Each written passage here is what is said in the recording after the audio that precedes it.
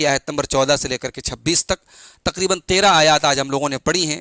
آئیے دیکھتے ہیں ان آیات میں اہم اہم باتیں ہم نے کیا سیکھی۔ سب سے پہلی بات تو یہ پتہ لگی کہ ہمارے نبی صلی اللہ علیہ وسلم امی تھے، آپ نے کسی کتاب کو نہیں پڑھا تھا، لیکن آپ نے بنی اسرائیل کو ایسے حقائق بتائے جو ان کے علماء بھی ان سے چھپاتے تھے۔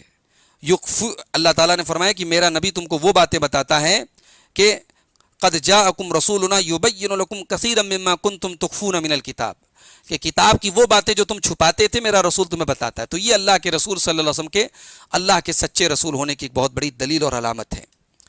دوسری چیز ہم لوگوں نے یہ سیکھی کہ اللہ نے فرمایا یخلق ما یشاء، اللہ جیسے چاہتا ہے جو چاہتا ہے پیدا کرتا ہے۔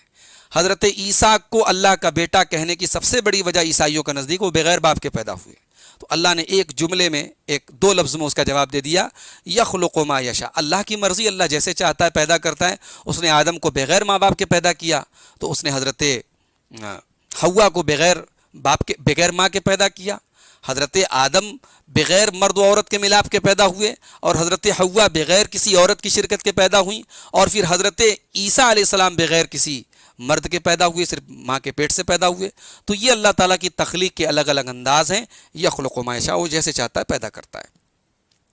ایک بات یہ بھی پتہ چلی کہ آپس کا جو اختلاف ہوتا ہے، جو بغض ہوتا ہے، جو نفرت ہوتی، عداوت ہوتی ہے، وہ بھی اللہ کا عذاب ہوتا ہے۔ اللہ نے عیسائیوں کے اوپر اپنے عذاب کا ذکر کرتے ہوئے فرمایا کہ ہم نے ان کے درمیان قیامت تک کے لیے عداوت اور دشمنی ڈال دی۔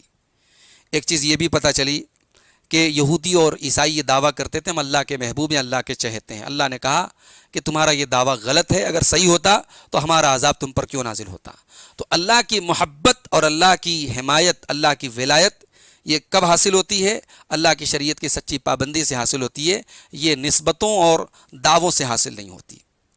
اسی طریقے سے ایک بات یہ بھی پتہ چلی کہ اللہ کے جو نبی دنیا میں آئے وہ بشیر بھی تھے اور نذیر بھی تھے، بشارت سنانے والے بھی تھے اور ڈرانے والے بھی تھے۔ تو ایک دائی کا کام دونوں ہونا چاہیے، وہ بشارت بھی سنائے اور ڈرائے بھی، اللہ کے خوف سے ڈرائے بھی اور اللہ کی رحمت کی امید بھی دلائے۔